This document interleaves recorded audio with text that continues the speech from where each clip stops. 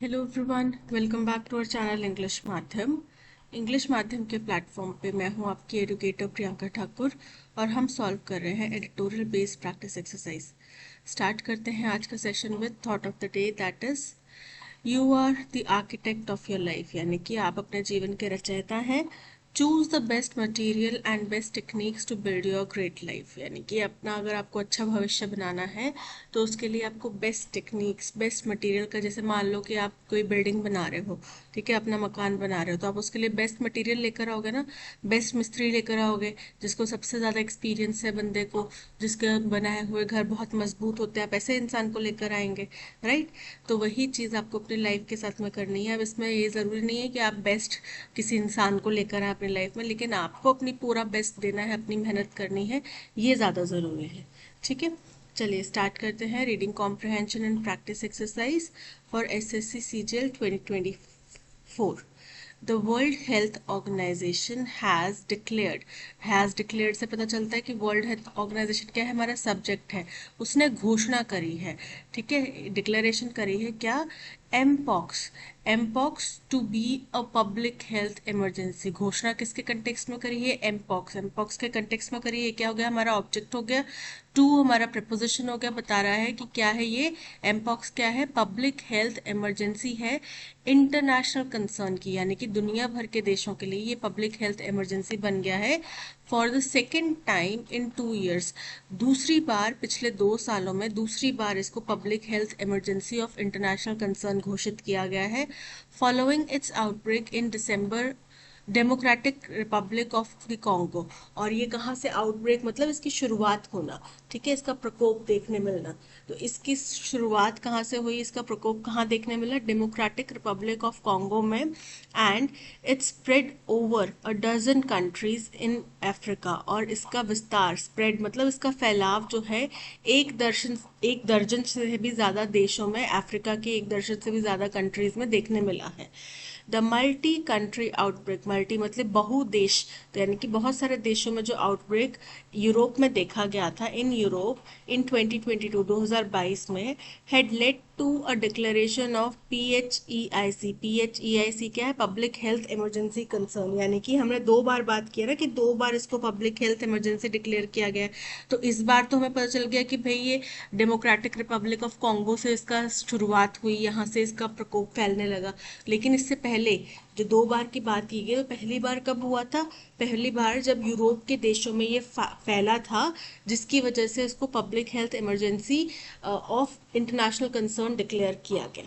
WHO's announcement comes a day after the Africa CDC declared the outbreak to be a public health emergency। बोल रहे हैं WHO की announcement यानी कि घोषणा आती है एक दिन बाद, जब द अफ्रीका CDC ने क्या किया है, डिक्लेयर करा है इस आउटब्रेक को public health emergency of continental security. Continent क्या है, अफ्रीका एक महाद्वीप है, ठीक है, इस महाद्वीप के, इस कॉन्टिनेंट के जो अंदर जितने भी देश हैं उनको इन्होंने इमरजेंसी डिक्लेयर कर दिया है कि ये ऐसा वायरस है जो पूरे हमारे कॉन्टिनेंट में फैल रहा है, तो आप लोग इसके लिए तैयार रहिए, ठीक है। उसके एक दिन बाद WHO ने इसको पब्लिक हेल्थ इमरजेंसी डिक्लेयर कर दिया, also marking the first time a regional and global health emergency has been declare for a disease outbreak. और ये पहली दफा है कि एक ही बीमारी के लिए, एक ही डिजीज के फैलाव के लिए एक रीजनल ऑर्गेनाइजेशन ने और एक ग्लोबल हेल्थ इमरजेंसी, दोनों ही, एक रीजनल हेल्थ इमरजेंसी यानी कि कॉन्टिनेंटल सिक्योरिटी की जो इमरजेंसी डिक्लेयर करेगी अफ्रीका CDC द्वारा वो, और जो international emergency, international concern declare किया गया WHO द्वारा वो, कि दोनों डिक्लेयर किए गए हैं किसी एक ही बीमारी के लिए। If this is the first such declaration in Africa of a PHECS, Public Health Emergency of Continental Security वाली बात कर रहे हैं, कि अगर ये अफ्रीका में पहली दफ़ा इस तरीके का डिक्लेरेशन आया है 2017 के बाद से, it is also the first time, ये पहली दफ़ा है, किस एक और चीज़ के लिए भी ये पहली दफ़ा है, किस चीज़ के लिए, that WHO has declared the PHEIC for a disease outbreak in Africa on the very first time the emergency committee met to decide the matter. कि पहली बार अफ्रीका की किसी आउटब्रेक डिजीज में जो है WHO ने पहले ही मीटिंग में इसको पब्लिक हेल्थ इमरजेंसी डिक्लेयर कर दिया ऑफ इंटरनेशनल कंसर्न, यानी कि इससे पहले कभी अगर ऐसी कोई बीमारी हुई है तो उसको पहली मीटिंग में नहीं है इन्होंने public health emergency of international concern declare किया गया, उसमें शायद 2-3 राउंड्स ऑफ मीटिंग या थोड़ा सा आउटब्रेक को देखा गया होगा कि इसका कितना विस्तार होता है, कितना फैलाव होता है, उसके बाद उन्होंने ये कभी डिसाइड किया होगा, उसके बाद कभी घोषणा की होगी, लेकिन ये पहली दफा है कि फर्स्ट मीटिंग में ही ये डिक्लेरेशन कर दिया गया. दो WHO claimed in August 2014 that the Ebola outbreak in West Africa was declared a public health emergency in the very first meeting. बोल रहे हैं हालांकि WHO ने क्लेम किया है, दावा किया है अगस्त 2014 को कि जो इबोला वायरस का आउटब्रेक था, इबोला वायरस जब वहां पे फैल रहा था, कहाँ पे, वेस्ट अफ्रीका में, तो उसको भी हमने पब्लिक हेल्थ इमरजेंसी पहली ही मीटिंग में डिक्लेयर कर दिया था, इमरजेंसी कमेटी की पहली ही मीटिंग में. एंड एसोसिएटेड प्रेस इन्वेस्टिगेशन, लेकिन एसोसिएटेड प्रेस की इन्वेस्टिगेशन में रिवील्ड पाया गया how WHO resisted calling it a public health emergency for a few months, कि कैसे WHO ने पहले कुछ महीनों तक इसको पब्लिक हेल्थ इमरजेंसी नहीं डिक्लेयर किया था. यानी कि WHO दावा कर रहे हैं कि ये पहली बार नहीं है कि हमने किसी फर्स्ट मीटिंग में ऐसे इमरजेंसी डिक्लेयर कर दिया हो. इससे पहले भी वो 2014 का उदाहरण देते हैं कि जब इबोला वायरस वेस्ट अफ्रीका में स्टार्ट हुआ था तब भी हमने उसको फर्स्ट मीटिंग में ही पब्लिक इमरजेंसी घोषित कर दिया था. हालांकि जो एसोसिएटेड प्रेस है उसकी इन्वेस्टिगेशन में पाया गया कि उस दौरान पे WHO ने पहले कुछ महीनों तक इसको पब्लिक हेल्थ इमरजेंसी डिक्लेयर करने से मना कर दिया था, रेजिस्ट वो टल रहा था, बच रहा था. In the second Ebola outbreak in Africa in 2018-2019, फिर दूसरी बार इबोला वायरस का फैलाव हुआ अफ्रीका में 2018-19 में. उस टाइम पे WHO declared it a public health emergency only when the emergency committee met for the fourth time. और दूसरी बार ये भी जब ये आउटब्रेक हुआ, ये वायरस चला, तब भी चौथी मीटिंग के बाद ही WHO ने इसको पब्लिक हेल्थ इमरजेंसी डिक्लेयर करा, पहली 3 मीटिंग्स में नहीं करा. ठीक है, तो यानी कि WHO इमीडिएटली किसी भी वायरस को आउटब्रेक की निशानी नहीं समझता, किसी भी वायरस के फैलाव को पब्लिक हेल्थ इमरजेंसी नहीं समझता, इंटरनेशनल कंसर्न की इमरजेंसी नहीं समझता. ठीक है. If the 2022 mpox outbreak in the UK that spread to over 100 countries, बोल रहे हैं अगर 2022 में जो mpox का फैलाव हुआ था यूके में, जो कि 100 से ज़्यादा देशों में फैल गया था, was caused by a milder clade 2B virus. इसका फैलाव जो है माइल्डर मतलब कम घातक, हल्का, मॉडरेट एक क्लैड 2B वायरस की वजह से हुआ. क्लैड 2B वायरस क्या हो गया, जैसे कि कोरोना वायरस था तो उसके फिर आगे फर्दर सब क्लासिफिकेशंस होते रह रहे थे, उसमें तो खैर म्यूटेशन हो रहा था, पर इसमें वायरस की क्लासेस होंगी शायद, तो उसके क्लैड 2B वायरस से ये फैलाव हुआ था जो यूके में हुआ था. primarily affecting men who have sex with men with limited cases among children and adolescents. तो इसके ज़्यादा मुख्य इसमें किन लोग को अफेक्ट कर रहा था, किन लोगों को प्रभावित कर रहा था, उन पुरुषों को जो दूसरे पुरुषों के साथ में सेक्स करते थे, यानी कि होमोसेक्सुअल्स को ये अफेक्ट कर रहा था. और इस वो भी पुरुषों को, महिलाओं को नहीं, पुरुषों को, होमोसेक्सुअल पुरुषों को ये अफेक्ट कर रहा था. और इसमें बड़े ही लिमिटेड, थोड़ी सी संख्या में, बहुत ही लिमिटेड संख्या में बच्चों में या वयस्कों में ये चीज पाई जा रही थी, ये वायरस पाया जा रहा था. The current outbreak is driven by a new and more lethal clade 1B. जो इस वक्त का करंट आउटब्रेक आया है अफ्रीका में, कॉन्गो में, तो वो जो है वो ज़्यादा लीथल है मतलब घातक है, जानलेवा है, और क्लैड 1B वायरस से फैल रहा है. ये अगेन अलग एक और तरीके का वायरस है, मंकी पॉक्स वायरस का. ठीक है, एक और तरीके का स्ट्रेन है. Spread effectively through sexual and non sexual contacts. और पहले वाला तो सिर्फ सेक्सुअल कॉन्टैक्ट से फैल रहा था, ये चाहे सेक्सुअल कॉन्टैक्ट हो चाहे नॉन सेक्सुअल कॉन्टैक्ट हो, ये कॉन्टैक्ट से फैल रहा है. There have been 2,863 confirmed cases. यहाँ पे 863 जो है केसेस कंफर्म इस वायरस के हो चुके हैं, और उनमें से 517 मौतें हो चुकी हैं इस साल में, प्राइमरली इन द DRC, खास तौर पे डेमोक्रेटिक रिपब्लिक ऑफ कॉन्गो में. The clad 1b emerged in the DRC in September 2023। इस वायरस का सबसे पहली शुरुआत जब देखने मिली थी वो सितंबर महीने में 2023 में देखने मिली थी, with human to human transmission ongoing since then, और तब से लेके अब तक ये एक इंसान से दूसरे इंसान में फैल रहा है। In the DRC around two-third of infections are in children under 15 years। अब अगर इस वायरस की जो इस फैलाव की बात करें तो पहले जब हुआ था यूके में तब ये बच्चों में, वयस्कों में नहीं था, बहुत लिमिटेड देखा जा रहा था। मेन तौर पे ये पुरुषों को प्रभावित कर रहा था, और वो भी खास तौर पे उन पुरुषों को जो दूसरे पुरुषों के साथ में सेक्सुअल संबंध बनाते थे।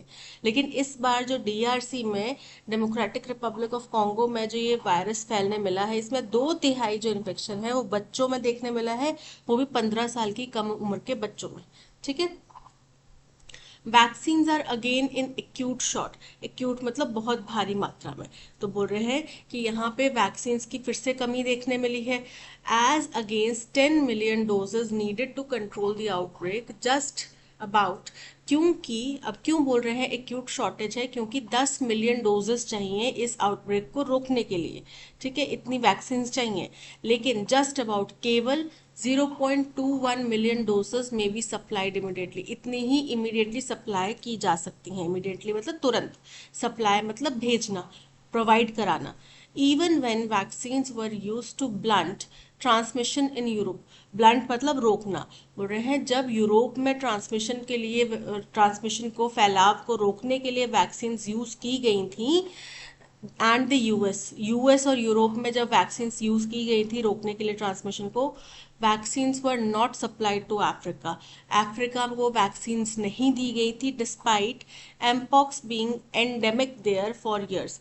लेकिन वो भी तब जब एनपॉक्स जो है, ये मंकी पॉक्स का वायरस जो है, अफ्रीका में पिछले कई सालों से एंडेमिक यानी कि वहाँ के नेटिव लोगों की एक बड़ी जानलेवा बीमारी बना हुआ है पिछले कई सालों से।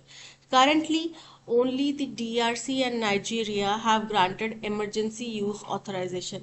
इस वक्त की अगर बात करें, इस बार के जो फैलाव है उसकी बात करें, तो केवल DRC और नाइजीरिया, ये 2 ही देश हैं जिन्होंने वैक्सीन का इमरजेंसी ऑथराइजेशन दिया है, इमरजेंसी में यूज करने का ऑथराइजेशन, परमिशन दी है।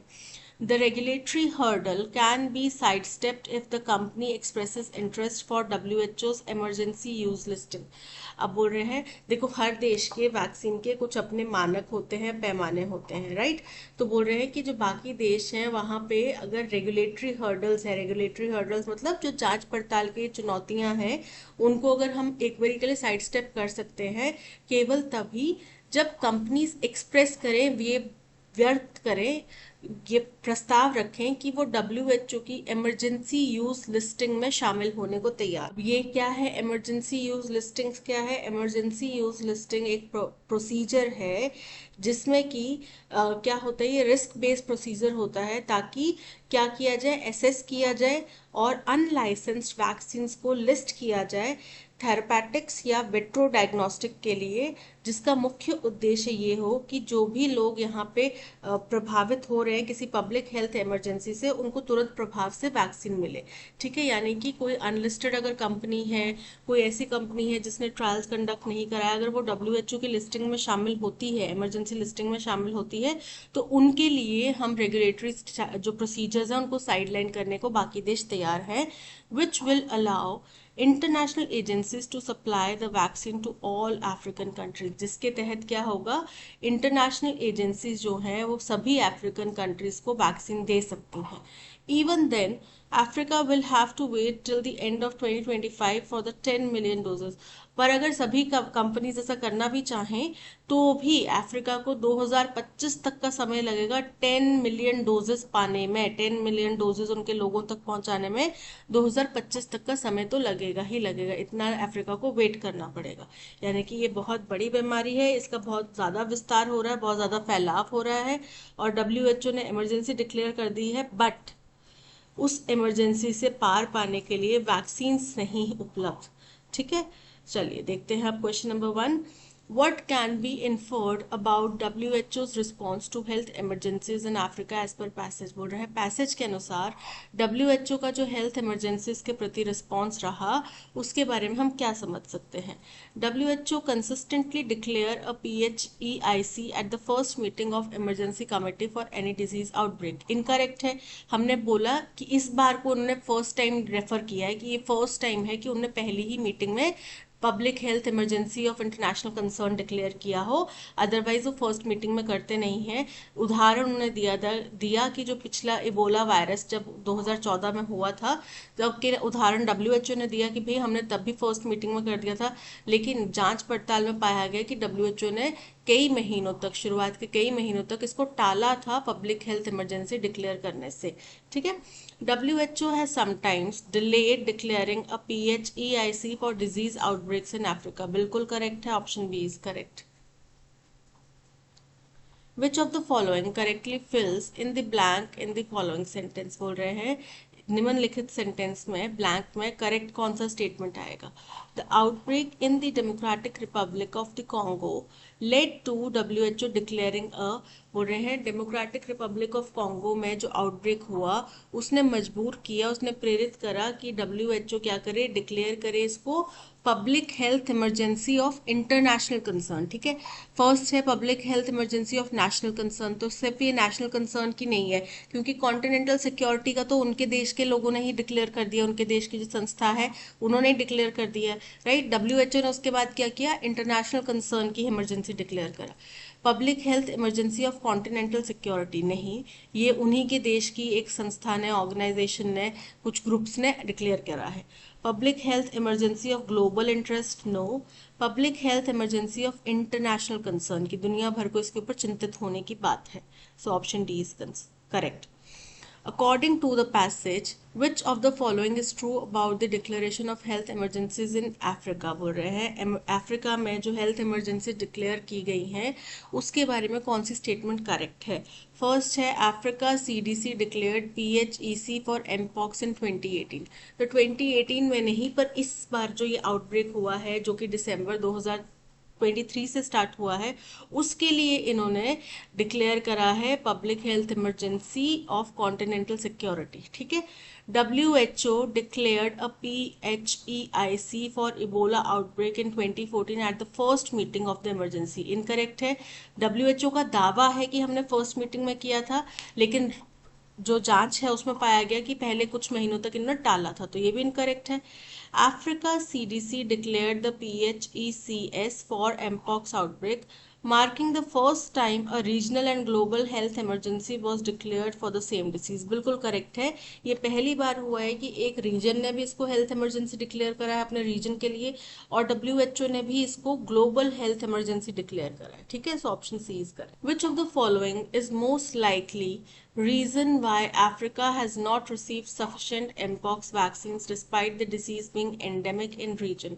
बोल रहे हैं इनमें से कौन सा कारण है जो कि ये बताता है कि भाई जो अफ्रीका है उसको सफिशिएंट एमपॉक्स वैक्सीन नहीं मिलती, हालांकि ये बीमारी जो है अफ्रीका में बहुत लंबे समय से प्रिवेल कर रही है, वहाँ की नेटिव एक तरीके से बीमारी बन चुकी है।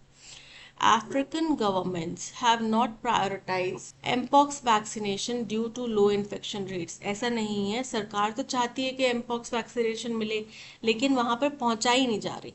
ठीक है, The vaccine manufacturers has not sought WHO emergency use listings for Africa. बिल्कुल करेक्ट है कि उनने इमरजेंसी कंपनी की लिस्टिंग में जो है अपना नाम दर्ज नहीं कराया है अफ्रीका के लिए। अगर कोई कराता है तो वो लोग अपने देश के जो मानक हैं उनको साइडलाइन करने को तैयार है। ठीक है, so option B is correct. According to the passage, which of the following statements is true regarding the current mpox outbreak in the Democratic Republic of the Congo? बोल रहे हैं पैसेज के अनुसार इनमें से कौन सा स्टेटमेंट है जो बिल्कुल करेक्ट है, जो इस वक्त का mpox outbreak democratic Republic of Congo में देखने मिला उसके बारे में। The outbreak is primarily affecting adults over the age of 30। Incorrect है, बच्चों में ज्यादा ये देखने मिला है, 15 साल से कम उम्र के बच्चों में। The clad 1B virus responsible for outbreak emerged in September 2022। Incorrect है, दिसंबर 2023 में ये आउटब्रेक स्टार्ट हुआ था। ठीक है, तो ये इनकरेक्ट है। The DRC has the majority of mpox cases among children among the age of 15, बिल्कुल करेक्ट है। 15 साल तक की उम्र के जो बच्चे हैं उनमें ये वायरस देखने मिल रहा है। All African countries have already received the necessary mpox vaccine, incorrect है। 2025 तक का समय लग जाएगा सभी देशों को के सभी नागरिकों तक वैक्सीन पहुंचाने में, तो इनकरेक्ट है। और ये हम केवल अफ्रीका की बात कर रहे हैं, पूरी दुनिया के लोगों की बात नहीं कर रहे। Go down in flames, go down in flames मतलब किसी चीज में विफल हो जाना, बहुत बुरी तरीके से विफल हो जाना, ठीक है। टू फेल स्पेक्टेक्युलरली यानी कि बहुत बड़ी असफलता, बुरी तरीके से विफल होना। टू डिस्ट्रॉय कंप्लीटली, कंप्लीटली तबाह हो जाना। To crash and burn, crash होना फिर जल जाना। To burn down completely, completely जल जाना, पूरी तरीके से जल जाना। Only those having blue blood can dethrone the evil autocrat and restore equilibrium. Blue blood होता है शाही खून। क्या होता है? शाही खून, यानी कि कोई राजा महाराजा का खून, ठीक है, बेसिकली शाही वंश का कोई वारिस है ना, राजा महाराजा का वारिस। ऑटोक्रेट क्या होता है? अब देखो, जो राजा महाराजा वाला शासन होता है उसको बोलते हैं एरिस्टोक्रेसी। क्या बोलते हैं? एरिस्टोक्रेट या एरिस्टोक्रेसी, ठीक है, एरिस्टोक्रेट, राइट। और ऑटोक्रेट कौन होता है? दोनों सेम ही, ऑलमोस्ट सेम है, इनमें बड़ा हल्का सा डिफरेंस है। देखो, दोनों ही एक तरीके से सिंगल रूल है कि भाई एक आदमी के पास में सारी पावर है, वही राज कर रहा है। एरिस्टोक्रेट होता है जो लिनेज से, एक राजा के वंशज में ही राजा बन रहा है, उसका बेटा राजा बन रहा है, उसका आगे पड़ पोता राजा बन रहा है, इस तरीके से ये हो गया एरिस्टोक्रेसी, यानी कि किंग की लिनेज, ठीक है। और ऑटोक्रेट होता है कोई जोर जबरदस्ती से, धक्के से, तख्ता पलट करके, राजा की हत्या करके कोई शासन पे बैठ गया हो और उसने खुद को ही वहां का शासक मान लिया हो, डिक्लेयर कर दिया हो, ठीक है, वो होता है ऑटोक्रेट, राइट। तो अब बोल रहे हैं केवल वो जिनका शाही खून है वही क्या कर सकते हैं? डीथ्रोन कर सकते हैं। डीथ्रोन कर सकते हैं यानी कि सत्ता से हटा सकते हैं, शासन से हटा सकते हैं। किसको? ईविल, बुरे ऑटोक्रेट। ऑटोक्रेट मतलब कोई ऐसा व्यक्ति जो सत्ता में आ गया हो, जबरदस्ती, जोर जबरदस्ती से आ गया हो। तो कोई बुरा अगर व्यक्ति है जिसके हाथ में पूरी की पूरी सत्ता है, उसको सत्ता से कौन हटा सकता है? केवल शाही वंशज हटा सकता है। And restore equilibrium, restore equilibrium का मतलब क्या हुआ? कि वो बैलेंस बनाए वहां पे, ठीक है। पॉलिटिकल आइडियोलॉजी, ब्लू ब्लड का मतलब पॉलिटिकल आइडियोलॉजी नहीं होता। विजिलेंट नेचर, विजिलेंट नेचर भी नहीं होता। एरिस्टोक्रेटिक लिनेज यानी कि शाही खून, ऑप्शन सी इज करेक्ट। शाह राजा के वंशज वही किसी बुरे शासक को सत्ता से हटा सकते हैं, ठीक है। We were driving home when suddenly a deer runs across the road. हम घर की तरफ जा रहे थे। वर ड्राइविंग, वर ड्राइविंग क्या बताता है? पास्ट कंटिन्यूस टेंस बताता है कि हम उस समय जा रहे थे, पास्ट की बात बता रहे हैं कंटिन्यूस फॉर्म में। जब हमारे सामने से एक डियर गुजरा, तो जब पास्ट कंटिन्यूस फॉर्म में है तो जो डियर गुजरा वो क्या होगा? पास्ट टेंस में आएगा। Suddenly a deer ran across the road. Home, we were driving, a deer runs, runs की बजाय क्या? रैन अक्रॉस। ऑप्शन सी में एरर है। कंडेम, कंडेम मतलब निंदा करना, किसी की आलोचना करना। अब इसका सिनोनिम क्या होगा? सबसे पहले अपहोल्ड, अपहोल्ड मतलब किसी को समर्थन देना, किसी को बरकरार रखना। जैसे सुप्रीम कोर्ट ने वो फैसला, हाई कोर्ट के फैसले को अपहोल्ड किया है, यानी कि उसको बरकरार रखा, यानी कि उसी फैसले को उन्होंने अपना समर्थन दिया है। एलिवेट, एलिवेट मतलब किसी को अपलिफ्ट करना, किसी को हायर पोजीशन की तरफ लेके जाना, ऊंचाई की तरफ लेके जाना। टॉलरेट, टॉलरेट मतलब बर्दाश्त करना। डिनाउंस, डिनाउंस मतलब निंदा करना। सो option D is correct. Rahul has done a study of statistics that contributed to the research. जब हम किसी स्टैटिस्टिक्स की स्टडी करते हैं, चाहे बर्थ रेट हो गया, डेथ रेट हो गया, कि हमारे देश के लोगों की इनकम कितनी है, इंफ्रास्ट्रक्चर कितना डेवलप होता है हर साल, किसी भी चीज़ की हम अगर स्टडी करते हैं उसको बोलते हैं डेमोग्राफी। क्या बोलते हैं? Demography. So option A is correct.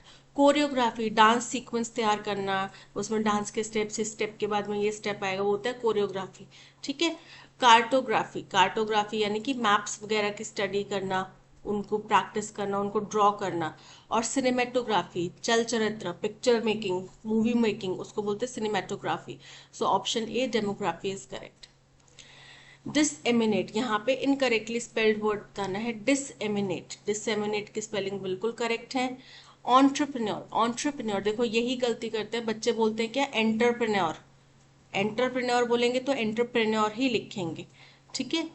तो एंटरप्रेन्योर नहीं होता, क्या होता है ऑन्ट्रप्रन्योर, ENTREPRENEUR, ये होते हैं ऑन्ट्रप्रन्योर के स्पेलिंग, ठीक है। ऑन्ट्रे, ऑन्ट्रे, ऑन्ट्रे। सो ऑप्शन बी के इसमें स्पेलिंग एरर है, ऑन्ट्रप्रन्योर की स्पेलिंग गलत है। His energetic attitude showed that he had soundly slept the previous night. अब आप उसको अच्छी नींद आई है, साउंडली स्लेप्ट आप बताना चाह रहे हैं कि उसको अच्छी नींद आई है। साउंडली जो है एक एडवर्ब है जो कि वर्ब के बाद में इस्तेमाल किया जाएगा, तो उसके एनर्जेटिक एटीट्यूड को देख के समझ में आता है कि वो पूरी रात अच्छे से सोया, उसको अच्छी नींद आई। तो स्लेप्ट साउंडली, ना कि साउंडली स्लेप्ट। यहाँ पे साउंडली जो है स्लेप्ट की क्वालिटी बता रहा है, तो क्या आएगा स्लेप्ट साउंडली, अच्छे से सोया, राइट। सो साउंडली स्लेप्ट की वजह क्या आएगा स्लेप्ट साउंडली, ऑप्शन डी में एरर है। The cacophony in the theatre was too much for us. अब कैकोफोनी क्या होता है, बहुत सारी आवाज़ें, शोरगुल है, चिक्कम चिक्की है, बहुत सारी मल्टीपल म्यूजिक की धुनें हैं, ठीक है। वो सब जब मिक्सअप हो जाता है, मल्टीपल वॉइसेस हो जाती हैं, तो उसको बोलते हैं कैकोफोनी। तो यहाँ पे बोल रहे हैं कि जो थिएटर के अंदर इतनी सारी आवाज़ें गूंज रही थी, तो वो हमारे लिए बहुत ज़्यादा था, हम उसको बर्दाश्त नहीं कर पा रहे थे। अब सिनोनिम बताना है, कैकोफोनी आवाज़ से संबंधित है। साइलेंस, साइलेंस मतलब शांति, चुप, तो चुप्पी तो सिनोनिम नहीं होगा कैकोफोनी का। स्मेल, खुशबू, ये तो इससे संबंधित ही नहीं है, आवाज़ से संबंधित ही नहीं है। नॉइज, शोर, लाफ्टर, हंसी, तो option C noise is correct. Well what if it is, अच्छा अगर क्या हो, अगर ऐसा हो, you are not afraid of anything, तुम्हें किसी चीज का डर नहीं लगता, यू नो, तुम्हें पता है ये चीज। Return the boy looking wicket, वो लड़का वापस आया, उसने बोला, वापस उसको जवाब दिया, और जो कि बड़ा विकेट लग रहा था। विकेट का मतलब होता है इविल, ठीक है, चालू, चालाक, चतुर। तो विकेट मतलब चतुर चालाक, चतुर चालाक जो है नेगेटिव एस्पेक्ट है, तो इसका क्या बताना है ऑल्टरनेटिव, ऑपोजिट, ऑपोजिट मीनिंग बताना है। क्लीन, क्लीन मतलब साफ सुथरा। ईविल, ईविल मतलब दुष्ट। विकेड, राइटियस, राइटियस मतलब बड़ा ही मॉरली राइट, बड़ा ही एथिकल कोई व्यक्ति, करेक्ट कोई व्यक्ति, अच्छा कोई व्यक्ति, तो ये इसका एंटोनिम हो गया, option C is correct. Improper, improper यानी कि अनुचित। दो Kalpana listen to Sheetal carefully, बोल रहे हालांकि कल्पना शीतल की बात ध्यान से सुन रही थी। She knew that she should take it with a grain of salt, लेकिन फिर भी उसको ये पता था कि उसको इसको with a grain of salt लेना पड़ेगा, यानी कि इसमें बहुत सारी चीजें एग्जैजरेटेड हैं, बहुत सारी चीजें बढ़ा चढ़ा के शीतल बता रही है, तो ये सारी बातों को आप सच नहीं मानना है आपको, इसमें आधी से ज्यादा बातें झूठ है, ठीक है। accept it as really useful and worthy, incorrect है। move according to the trend, incorrect है। regard it as exaggerated and not completely true, बिल्कुल correct है, option C is correct। ignoring his father's warning he said an elephant in the room to his mother, अब बोल रहे हैं उसने अपने पापा की जो वार्निंग थी, चेतावनी थी, उसको इग्नोर करा, उसको नजरअंदाज करा, और कहा, अपनी माँ से जाके कहा an elephant in the room. अब एलिफेंट इन द रूम का मतलब होता है बहुत ही क्लियर कोई समस्या है, कोई उनको बड़ी परेशानी है, ठीक है। The elephant got stuck in the room, की एक बहुत बड़ा हाथी हमारे कमरे में घुस गया है, इनकरेक्ट है। There is an obvious problem, जाहिर तौर पे यहाँ पे कोई परेशानी है, पर प्रॉब्लम है, so option B is correct. A story intended to teach moral lessons, भालू साहब की कहानियां आती थी पहले, राइट, तो वो कहानियां जिनमें कोई मॉरल वैल्यू, कोई टीचिंग दी गई हो, उनको बोलते हैं पैरेबल। क्या बोलते हैं पैरेबल। परबॉयल, परबॉयल का मतलब होता है कच्चा पक्का खाना, अध पक्का खाना। पैरेबल यानी कि वो कहानियां जिनमें कोई मॉरल लेसन हो, कोई टीचिंग हो। परोल, परोल बाबा राम रहीम परोल पे बाहर आए, संजय दत्त परोल पे बाहर आए, 15 दिन की परोल पे बाहर आए, न्यूज सुनते हैं। परोल मतलब थोड़े टाइम की लीव, काइंड ऑफ जमानत। पैरासाइट, पैरासाइट मतलब परजीवी जो दूसरे के ऊपर निर्भर करता है। ठीक है, आपके सिर में जुएं हो गई हैं, वो क्या है, एक पैरासाइट है, वो आपके सिर के ऊपर निर्भर कर रही है, आपका खून, होस्ट का ही खून पी के होस्ट के ऊपर डिपेंड हो रही है हर चीज के लिए। तो यहाँ पे option B parable is correct. Mighty, mighty मतलब बहुत शक्तिशाली, बहुत ताकतवर। इसका एंटोनिम क्या होगा, कमजोर, weak, weak, option A weak is correct. Forcible, forcible मतलब बलपूर्वक। फोर्सफुल, फोर्सफुल मतलब शक्तिशाली। हॉटी, हॉटी मतलब घमंडी। The islands of Japan were connected to Asian landmass about 12,000 years ago। बोल रहे हैं कि जो जापान के आइलैंड्स हैं वो एशियन महाद्वीप से कनेक्टेड थे 12,000 साल पहले। The first Japanese travelled across the water in search of animals to hunt. 12,000 साल पहले पहला जापानीज जो है वो पानी पार करके, पानी यानी कि बीच में समुद्र हो सकता है, नदी हो सकती है, उसको पार करके जानवरों की सर्च में, हंट करने के लिए उनकी सर्च में निकला था। अब यहाँ पे सर्च के स्पेलिंग इनकरेक्ट है, SEARCH होते सर्च के स्पेलिंग। लैंडमास करेक्ट है, कनेक्टेड करेक्ट है, आइलैंड करेक्ट है, सर्च के इनकरेक्ट है। सर्च मतलब खोजना।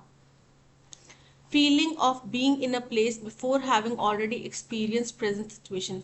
कई दफ़ा आपके पास आपके साथ ऐसा होता है कि आप कहीं मतलब बैठे हुए हैं और आपको ऐसे फीलिंग होता है कि यार ये घटना मेरे साथ पहले भी हुई है, कि मैं ऐसे बैठा हुआ था, फिर मम्मी आई और मम्मी ने कुछ ऐसा बोला।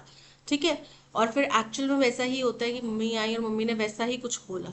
तो उस चीज़ को क्या बोलते हैं, डेजा वू। इसका एक सॉन्ग भी है, डू यू गेट डेजा वू, है ना, बच्चे की फोटो, अपने पहले बच्चे की और फिर सेकंड बेबी की फोटो दिखाते हैं और बोलते हैं do you get deja vu, right. So deja vu मतलब कोई ऐसी एक्सपीरियंस जो आपको ऐसा फील होता है कि आपने पहले भी ये चीज एक्सपीरियंस की हो। Option A is correct. Illusion, illusion मतलब भ्रम, भ्रांति। स्पिरिचुअलिटी, धर्म शास्त्र, आध्यात्मिकता। डिल्यूजन, डिल्यूजन मतलब भ्रम। तो option A deja vu is correct. A series of dash of shell or ivory or thin metal clothed her left upper arm। बुरे पूरी श्रृंखला थी किसी चीज की, डैश की, किससे बना हुआ, शेल से बना हुआ, आइवरी, आइवरी बेसिकली हाथी दांत होता है। ठीक है, हाथी के दांत, उसकी जो टस्क होती है ना, उसको वो जो है आइवरी, उसको आइवरी बोला जाता है। आइवरी से बना हुआ या फिर पतले मेटल से बना हुआ जिसने उसकी पूरी बाजू को ऊपर तक कवर किया हुआ था, क्लोथड यानी कि वही उसका कपड़ा था उस बाजू पे। All the way down to her fingers, और पूरा ऊपर से लेके उसकी फिंगर्स तक था।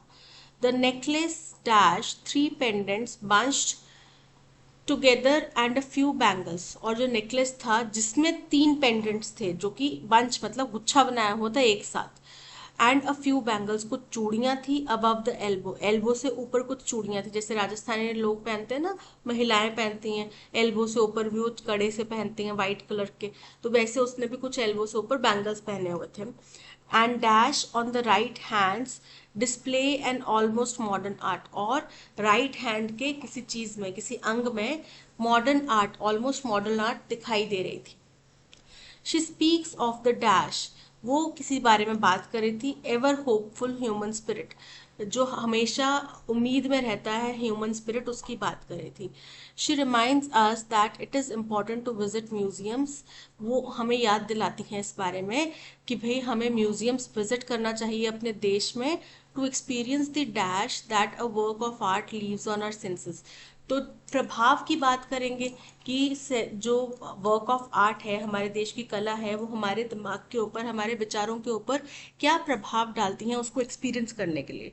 To find among all the riches one particular vision of beauty, जितनी भी कीमती चीजें हैं उनमें एक ऐसी खूबसूरत चीज ढूंढना, that speaks to us alone, जो हमसे बात कर रही हो, जो हमारे विचारों को प्रकट कर रही हो या हमारे विचारों से मेल खाती हो, जिसको देख के हमें लगे कि वाकई में ये चीज है जो हम एक्सप्रेस करना चाहते हैं। A series of dash shell और आइवरी और thin metal clothed her left upper arm. अब देखो बाजू होता है, बाजू में या तो आप बैंगल्स पहनते हैं या आप ब्रेसलेट पहनते हैं। ठीक है, आर्म्स में आप बैंगल पहनते हैं या ब्रेसलेट पहनते हैं। फर्स्ट है बैंगल्स, जो कि करेक्ट हो सकता है, बाकी एग्जाम्पल्स को देख लेते हैं। टोरिंग, टोरिंग तो पैर की उंगलियों में पहनने वाली अंगूठी होती है। जैसे हिंदू धर्म में, हिंदुस्तान में, भारत में जो शादीशुदा महिलाएं होती हैं वो अपने पैर की उंगलियों में बिछुई पहनती हैं, ठीक है, that is touring. Anklets, anklets यानी कि पायल, जो कि एंकल पे पहना जाता है। इयररिंग्स यानी कि झुमके, बालियां जो आपके कानों में पहनी जाती है। तो ये तीनों चीजें तो पैर बाजुओं से रिलेटेड नहीं है। क्या है बाजू से related? Bangles, option A is correct. The necklace dash three pendants, necklace with three pendants, वो नेकलेस जिसमें तीन पेंडेंट्स थे, ठीक है, बाय नहीं आएगा, अपॉन नहीं आएगा, इन नहीं आएगा, क्या होगा? तीन पेंडेंट्स के साथ। So with three pendants once together and a few bangles above the elbow and dash on the right hands। अब राइट हैंड का टो तो नहीं हो सकता, ठीक है, पैर का अंगूठा नहीं हो सकता। रिस्ट, कलाई हो सकती है, राइट हैंड की कलाई जरूर हो सकती है। वेस्ट, राइट हैंड की कमर नहीं हो सकती। राइट हैंड की एंकल नहीं हो सकती, क्या होगी? राइट हैंड की रिस्ट होगी। Wrist on the right hand display an almost modern art. She speaks of dash ever hopeful human spirit. वो बात करती है किसके बारे में? अनबिलीवेबल, अनबिलीवेबल मतलब अविश्वसनीय, जिसके ऊपर विश्वास न किया जा सके। अनग्रेटफुल, अनग्रेटफुल मतलब जो धन्यवाद कृतज्ञहीन हो, ठीक है। अनसेफ, अनसेफ मतलब असुरक्षित। और अनडॉन्टेड, अनडॉन्टेड मतलब जो निडर है, अडिग है, आत्मा का साहसी है, ठीक है। तो यहाँ पे जब बात स्पिरिचुअलिटी की कही जा रही है, ह्यूमन स्पिरिट की बात की जा रही है, तो यहाँ पे साहस की बात की जा रही है।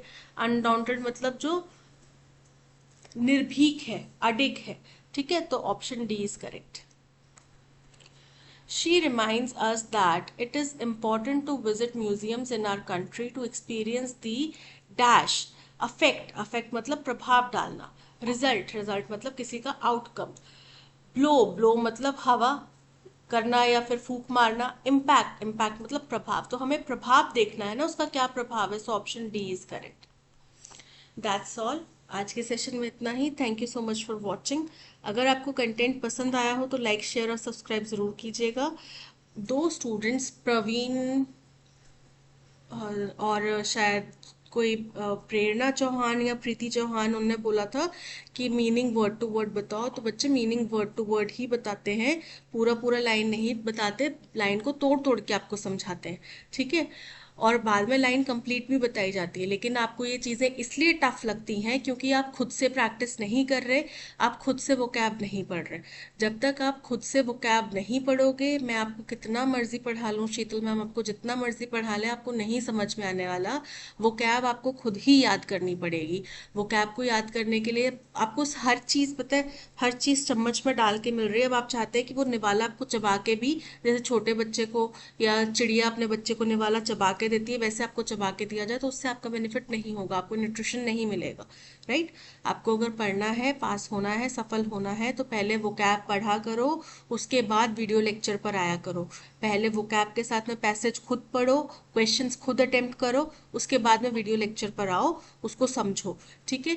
बहुत सारे बच्चे आपको कमेंट सेक्शन में मिल जाएंगे जो बताते हैं कि उनका स्कोर कितना इम्प्रूव हुआ है, कितना बेहतर हुआ है, पर ये वही बच्चे हैं जो खुद से मेहनत कर रहे हैं। आप अगर मेरे ऊपर डिपेंडेंट होकर बैठे रहोगे, खुद से नहीं एफर्ट लगाओगे, तो प्रॉब्लम आपको फेस करनी पड़ेगी, ठीक है। चलिए, आई होप आपको मेरी इस बात समझ में आई होगी। मैं पूरा प्रयास कर रही हूँ आपको वर्ड टू वर्ड बताने की, ठीक है। और अगर कहीं पे कमी होगी तो मैं भी इम्प्रूव करूंगी, लेकिन आपको भी मेहनत करनी पड़ेगी। चलिए, मिलते हैं नेक्स्ट सेशन में। Till then keep learning and keep practising. Bye bye.